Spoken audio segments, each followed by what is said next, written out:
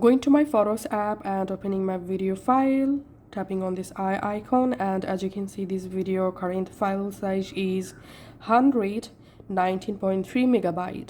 Let's see how to compress without losing quality.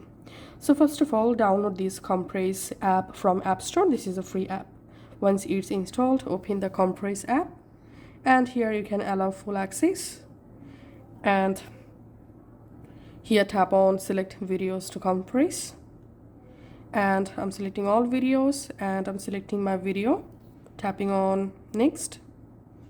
And frame rate, you can decrease frame rate, so I'm selecting 24 frame rate. And video dimension, currently we can see this is a 4K video, so I'm just making this video full HD video, so selecting here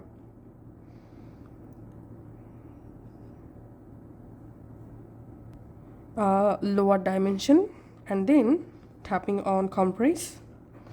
And we have to watch ads before compress.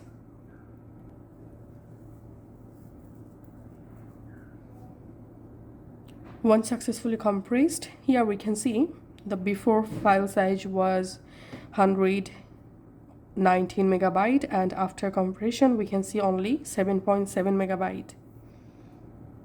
After compression, if you want, you can delete the original video from here. So in my case, I'm selecting keep one original, and then I'm going to Photos app,